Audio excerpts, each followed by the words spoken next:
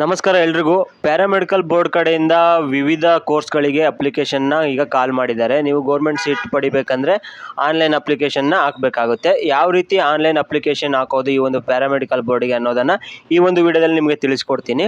ಈ ರೀತಿ ಒಂದು ಅಪ್ಲಿಕೇಶನ್ ಫಾರ್ಮ್ ಆನ್ಲೈನಲ್ಲಿ ಸಿಗುತ್ತೆ, ಇದನ್ನು ಫಿಲ್ ಮಾಡಬೇಕಾಗುತ್ತೆ. ಇಲ್ಲಿ ನೀವು ಮ್ಯಾಕ್ಸಿಮಮ್ ಕ್ವಾಲಿಫಿಕೇಷನ್ ಅಂತ ಇಲ್ಲಿ ಕೇಳ್ತಿದೆಯಲ್ಲ, ನೀವು SSLC ಮೇಲಾದರೂ ಅಪ್ಲೈ ಮಾಡ್ಬೋದು, PU ಮೇಲಾದರೂ ಅಪ್ಲೈ ಮಾಡ್ಬೋದು. ಈಗ ನೀವು ಯಾವುದ್ರ ಮೇಲೆ ಅಪ್ಲೈ ಮಾಡ್ತಿದ್ದೀರಾ ಆ ಒಂದು ಕೋರ್ಸನ್ನು ಇಲ್ಲಿ ಸೆಲೆಕ್ಟ್ ಮಾಡ್ಕೊಳ್ಳಿ. SSLC ಅಂತ ಸೆಲೆಕ್ಟ್ ಮಾಡ್ತೀನಿ. ನೆಕ್ಸ್ಟ್ ಇಲ್ಲಿ ಕ್ಯಾಂಡಿಡೇಟ್ ನೇಮ್ನ ಎಂಟ್ರಿ ಮಾಡಬೇಕಾಗುತ್ತೆ. ಯಾವ ಒಂದು ಕ್ಯಾಂಡಿಡೇಟ್ ನೇಮ್ ನೀವು ಅಪ್ಲೈ ಮಾಡ್ತಿದ್ದೀರಾ ಅವರ ಒಂದು SSLC ಮಾರ್ಕ್ಸ್ ಕಾರ್ಡಲ್ಲಿ ಯಾವ ರೀತಿ ಒಂದು ನೇಮ್ ಇದೆಯೋ ಆ ರೀತಿ ಇಲ್ಲಿ ನೀವು ಟೈಪ್ ಮಾಡಬೇಕಾಗುತ್ತೆ. ನೆಕ್ಸ್ಟ್ ಆ ಒಂದು ಕ್ಯಾಂಡಿಡೇಟ್ನ ಕ್ಯಾಸ್ಟನ್ನು ಕೂಡ ಸೆಲೆಕ್ಟ್ ಮಾಡಬೇಕಾಗುತ್ತೆ ಇಲ್ಲಿ. ಹಾಗೆ ಆ ಒಂದು ಕ್ಯಾಂಡಿಡೇಟ್ನ ಜನ್ಮ ದಿನಾಂಕವನ್ನು ಕೂಡ ಇಲ್ಲಿ ಎಂಟರ್ ಮಾಡಿ. ಹಾಗೆ ಇಲ್ಲಿ ಏಜ್ ಅಂತ ಇದೆಯಲ್ಲ, ಇದು ಆಟೋಮೆಟಿಕ್ ತಗೊಳುತ್ತೆ. ನೀವು ಇಲ್ಲಿ ಡೇಟ್ ಆಫ್ ಬರ್ತ್ ಎಂಟರ್ ಮಾಡಿದ ತಕ್ಷಣ ಇಲ್ಲಿ ಪಕ್ಕದಲ್ಲಿ ಆಟೋಮೆಟಿಕ್ ಡೇಟ್ ಬರುತ್ತೆ. ನೆಕ್ಸ್ಟ್ ಅವರ ಒಂದು ಜೆಂಡರನ್ನು ಸೆಲೆಕ್ಟ್ ಮಾಡಬೇಕಾಗುತ್ತೆ. ಫೀಮೇಲ್ ಆರ್ ಮೇಲ್ ಅನ್ನೋದನ್ನು ನೀವು ಸೆಲೆಕ್ಟ್ ಮಾಡಬೇಕಾಗುತ್ತೆ. ಹಾಗೆ ಇಲ್ಲಿ Gmail ID ಎಂಟರ್ ಮಾಡಿ. ಎಂಟರ್ ಮಾಡಿದಾದಮೇಲೆ ನೆಕ್ಸ್ಟ್ ಇಲ್ಲಿ ಪ್ರೈಮರಿ ಕಾಂಟ್ಯಾಕ್ಟ್ ನಂಬರ್ ಅಂತ ಇದೆಯಲ್ಲ, ಇಲ್ಲಿಗೆ ಮೊಬೈಲ್ ನಂಬರನ್ನು ಎಂಟ್ರಿ ಮಾಡಬೇಕಾಗುತ್ತೆ.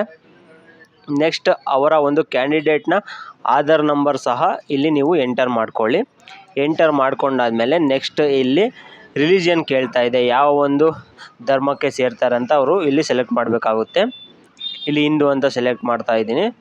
ನೆಕ್ಸ್ಟ್ ಇಲ್ಲಿ ಕ್ಯಾಂಡಿಡೇಟ್ ಅವರ ತಂದೆ ಹೆಸರನ್ನು ಇಲ್ಲಿ ನೀವು ಟೈಪ್ ಮಾಡಬೇಕಾಗುತ್ತೆ. ತಂದೆ ಹೆಸರನ್ನ ಟೈಪ್ ಮಾಡಿದಾದಮೇಲೆ ಅವರ ಒಂದು ಮೊಬೈಲ್ ನಂಬರ್ ಕೂಡ ಇಲ್ಲಿ ನೀವು ಎಂಟರ್ ಮಾಡ್ಕೊಳ್ಳಿ. ಹಾಗೆ ಅವರ ತಾಯಿ ಹೆಸರನ್ನು ಕೂಡ ಇಲ್ಲಿ ನೀವು ಟೈಪ್ ಮಾಡಬೇಕಾಗುತ್ತೆ. ಟೈಪ್ ಮಾಡಿದಾದಮೇಲೆ ವಿಳಾಸ, ನೆಕ್ಸ್ಟ್ ಅಡ್ರೆಸ್ಸನ್ನು ಫಿಲ್ ಮಾಡಬೇಕು. ಅವರ ಒಂದು ಆಧಾರ್ ಕಾರ್ಡ್ನಲ್ಲಿ ಅಥವಾ ಅವರೀಗ ಪ್ರೆಸೆಂಟ್ ಯಾವುದರಲ್ಲಿ ಯಾವ ಒಂದು ಸ್ಥಳದಲ್ಲಿ ವಾಸವಾಗಿದ್ದಾರೆ ಆ ಒಂದು ಸ್ಥಳನ ಇಲ್ಲಿ ಎಂಟರ್ ಮಾಡಬೇಕಾಗುತ್ತೆ. ಎಂಟರ್ ಮಾಡಿದಾದಮೇಲೆ ಇಲ್ಲಿ ಡಿಸ್ಟಿಕ್, ಯಾವ ಒಂದು ಜಿಲ್ಲೆಯಲ್ಲಿ ವಾಸವಾಗಿದ್ದಾರೆ, ಹಾಗೆ ಅಂಚೆ ಪಿನ್ ಕೋಡನ್ನು ಇಲ್ಲಿ ನೀವು ಟೈಪ್ ಮಾಡಬೇಕು. ನೆಕ್ಸ್ಟ್ ಇಲ್ಲಿ same as A postal address ಅಂತ ಇದೆಯಲ್ಲ, ನಿಮ್ಗೇನಾದರೂ ಇನ್ಫಾರ್ಮೇಷನ್ ಪೋಸ್ಟ್ ಬರಬೇಕಂದ್ರೆ ಇಲ್ಲಿ ನೀವು ಪೋಸ್ಟಲ್ ಅಡ್ರೆಸ್ ಆದರೂ ಕೊಡ್ಬೋದು. ಅಥವಾ ಮೇಲೆ ಇಲ್ಲಿ ಟೈಪ್ ಮಾಡಿರುವಂತಹ ಅಡ್ರೆಸ್ ಏನಿದೆ ಅದೇ ಕೂಡ ಸೇಮ್ ಇರುತ್ತೆ ಅನ್ನೋದಾದರೆ ಇಲ್ಲಿ same as A portal address ಅಂತ ಕೊಟ್ಟರೆ ನೀವು ಮೇಲೆ ಟೈಪ್ ಮಾಡಿದಂತಹ ಏನು ಡೀಟೇಲ್ಸನ್ನು ಟೈಪ್ ಮಾಡಿರ್ತೀರೋ ಆ ಒಂದು ಡೀಟೇಲ್ಸ್ ಕೆಳಗಡೆ ಕೂಡ ಎಂಟ್ರಿ ಆಗುತ್ತೆ. ನೆಕ್ಸ್ಟ್ ಇಲ್ಲಿ ಸ್ಟೇಟ್ಮೆಂಟ್ ಆಫ್ ಮಾರ್ಕ್ಸ್ ಅಂತ ಇದೆಯಲ್ಲ, ಅಂದರೆ ಕ್ವಾಲಿಫಿಕೇಷನ್, ನೀವು ಯಾವ ಒಂದು ಕ್ವಾಲಿಫಿಕೇಷನ್ ಮೇಲೆ ಅಪ್ಲೈ ಮಾಡ್ತಾಯಿದ್ರೆ ಅದನ್ನು ಇಲ್ಲಿ ಫಿಲ್ ಮಾಡಬೇಕಾಗುತ್ತೆ. ಎಕ್ಸಾಮಿನೇಷನ್ ಬೋರ್ಡು ಇಲ್ಲಿ 10th ಅಂತ ಆಟೋಮೆಟಿಕ್ ಸೆಲೆಕ್ಟ್ ಆಗಿರುತ್ತೆ. ನೆಕ್ಸ್ಟ್ ಇಲ್ಲಿ ಎಕ್ಸಾಮಿನೇಷನ್ ಬೋರ್ಡು, ಹಾಗೆ 10th ರಿಜಿಸ್ಟರ್ ನಂಬರನ್ನು ಎಂಟ್ರಿ ಮಾಡಬೇಕು. ಹಾಗೆ ಇಯರ್ ಆಫ್ ಪಾಸಿಂಗ್ ಅಂತ ಇದೆಯಲ್ಲ ಅದನ್ನು ಎಂಟ್ರಿ ಮಾಡಬೇಕು. ಹಾಗೆ ಮ್ಯಾಕ್ಸಿಮಮ್ ಮಾರ್ಕ್ಸು ಟೋಟಲ್ ಎಷ್ಟು 625ಕ್ಕೆ ಕ್ಯಾಂಡಿಡೇಟು ಎಷ್ಟು ಮಾರ್ಕ್ಸನ್ನು ಅವರು ಅಂಕನ ಗಳಿಸಿದ್ದಾರೆ ಆ ಒಂದು ಅಂಕನ ಇಲ್ಲಿ ಎಂಟ್ರ್ ಮಾಡಬೇಕಾಗುತ್ತೆ.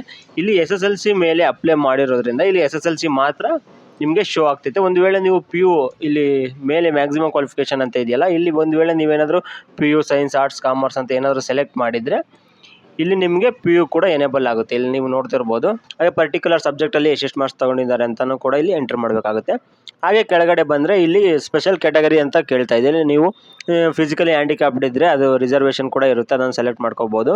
ಹಾಗೆ ಹೈದರಾಬಾದ್ ಕರ್ನಾಟಕ ಆಗಿದ್ದರೆ ನೀವು ಅದನ್ನು ಕೂಡ ಸೆಲೆಕ್ಟ್ ಮಾಡ್ಕೊಳ್ಬೋದು. ಇಲ್ಲಿ ಸ್ಟಡೀಸ್ 7 year ಇನ್ ಕರ್ನಾಟಕ ಅಂತ ಇದೆ, ಇದು ಕಂಪಲ್ಸರಿ. ಮಿನಿಮಮ್ 7 ವರ್ಷ ಕರ್ನಾಟಕದಲ್ಲಿ ಓದಿರಬೇಕಾಗುತ್ತೆ. ಇಲ್ಲಿ ಕೆಳಗಡೆ ಬಂದರೆ ಅಪ್ಲೋಡ್ ಡಾಕ್ಯುಮೆಂಟ್ಸ್ ಅಂತ ಕೇಳ್ತಾ ಇದೆ. ಅಂದರೆ ನೀವು ಯಾವೆಲ್ಲ ಡಾಕ್ಯುಮೆಂಟನ್ನು ಇಲ್ಲಿ ಅಪ್ಲೋಡ್ ಮಾಡಬೇಕು ಅನ್ನೋದನ್ನು ಇಲ್ಲಿ ತಿಳಿಸ್ಕೊಡ್ತೀನಿ ನೋಡಿ. ಮೊದಲನೇದಾಗಿ ಕ್ಯಾಂಡಿಡೇಟ್ ಫೋಟೋನ ಅಪ್ಲೋಡ್ ಮಾಡಬೇಕು.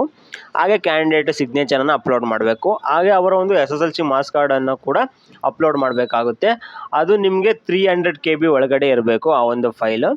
ಹಾಗೆ PU ಮಾರ್ಕ್ಸ್ ಕಾರ್ಡ್, ನೀವು ಒಂದು ವೇಳೆ PU ಅಲ್ಲಿ ಸೆಲೆಕ್ಟ್ ಮಾಡಿದ್ರಲ್ಲ, PU ಸೆಲೆಕ್ಟ್ ಮಾಡಿದರೆ PU ಮಾರ್ಕ್ಸ್ ಕಾರ್ಡನ್ನು ಅಪ್ಲೋಡ್ ಮಾಡಬೇಕು. ಒಂದು ವೇಳೆ ನೀವು SSLC ಮೇಲೆ ಅಪ್ಲೈ ಮಾಡೋದಾದರೆ PU ಮಾರ್ಕ್ಸ್ ಕಾರ್ಡ್ ಕೇಳೋದಿಲ್ಲ, ಹಾಗಾಗಿ ಅದನ್ನು ನೀವು ಬಿಡ್ಬೋದು. SSLC ಮಾತ್ರ ಅಪ್ಲೈ ಮಾಡ್ಬೋದು. ಹಾಗೆ ಅಪ್ಲೋಡ್ 7 year ಸ್ಟಡಿ ಸರ್ಟಿಫಿಕೇಟ್ ಅಂತ ಇದೆ. ಅಂದರೆ ನೀವು 1 to 10th ವರೆಗೂ ಸ್ಟಡಿ ಸರ್ಟಿಫಿಕೇಟನ್ನು ನೀವು ಸ್ಕೂಲಲ್ಲಿ ಬರ್ಸ್ಕೊಂಡಿರಬೇಕಾಗುತ್ತದೆ.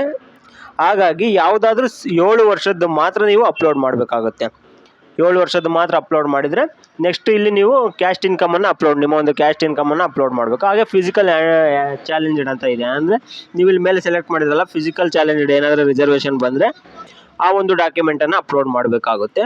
ಹಾಗೆ ನೆಕ್ಸ್ಟ್ ಕ್ಯಾಂಡಿಡೇಟ್ ಇರ್ತಾರಲ್ಲ ಅವ್ರದ್ದೊಂದು ಆಧಾರ್ ಕಾರ್ಡನ್ನು ನೀವು ಇಲ್ಲಿ ಅಪ್ಲೋಡ್ ಮಾಡಬೇಕು. ಅದು ಕೂಡ 300 KB ಒಳಗಡೆ ಇರಬೇಕಾಗುತ್ತೆ. ಇಲ್ಲಿ ತೋರಿಸ್ತಾ ಇದೆ ನೋಡ್ಕೊಳ್ಳಿ, ನೀವು ಎಷ್ಟು ಸೈಜ್ ಇರಬೇಕು ಫೈಲ್ ಅಂತ ಇದೆಯಲ್ಲ ಅಷ್ಟನ್ನು ಅಪ್ಲೋಡ್ ಮಾಡಬೇಕಾಗುತ್ತೆ. ಇದಿಷ್ಟು ಅಪ್ಲೋಡ್ ಮಾಡಿದಾದ್ಮೇಲೆ ಒಮ್ಮೆ ಚೆಕ್ ಮಾಡ್ಕೊಳ್ಳಿ ಎಲ್ಲ ಕರೆಕ್ಟ್ ಇದೆಯಾ ಅಥವಾ ಏನಾದರೂ ರಾಂಗ್ ಇದೆಯಾ ಅನ್ನೋದನ್ನು ನೀವು ಚೆಕ್ ಮಾಡ್ಕೊಂಡಾದ್ಮೇಲೆ ಕೆಳಗಡೆ ಬಂದು ಇಲ್ಲಿ ಸಬ್ಮಿಟ್ ಕೊಟ್ಟರೆ ನೀವು ಇಲ್ಲಿ ನೆಕ್ಸ್ಟ್ ಫೀಸ್ ಪೇಮೆಂಟಿಗೆ ಹೋಗುತ್ತೆ, ಅಲ್ಲಿ ನೀವು ಫೀಸ್ ಪೇಮೆಂಟನ್ನು ಮಾಡಬೇಕಾಗುತ್ತೆ. ಇಲ್ಲಿ ಫೀಸ್ ಪೇಮೆಂಟಲ್ಲಿ ಜನರಲ್ ಆಗಿದ್ರೆ ಅವರು 400 ರುಪೀಸ್ನ ಪೇ ಮಾಡಬೇಕಾಗುತ್ತೆ. ಹಾಗೆ ಪರಿಶಿಷ್ಟ ಜಾತಿ ಪರಿಶಿಷ್ಟ ಪಂಗಡ ಕ್ಯಾಟಗರಿ 1 ಅಭ್ಯರ್ಥಿಗಳು ಮಾತ್ರ 250 ರುಪೀಸನ್ನು ನೀವು ಇಲ್ಲಿ ಆನ್ಲೈನ್ ಪೇಮೆಂಟನ್ನು ಮಾಡಬೇಕಾಗುತ್ತೆ. ಈ ಒಂದು ವಿಡಿಯೋ ಇಷ್ಟ ಆಗಿದೆ ಅಂತ ಅಂದ್ಕೊಳ್ತೀನಿ. ಈ ಒಂದು ವಿಡಿಯೋ ಇಷ್ಟ ಆಗಿದ್ರೆ ಲೈಕ್ ಮಾಡಿ, ಹಾಗೆ ಈ ಒಂದು ವಿಡಿಯೋನ ನಿಮ್ಮ ಸ್ನೇಹಿತರಿಗೂ ಕೂಡ ಶೇರ್ ಮಾಡಿ.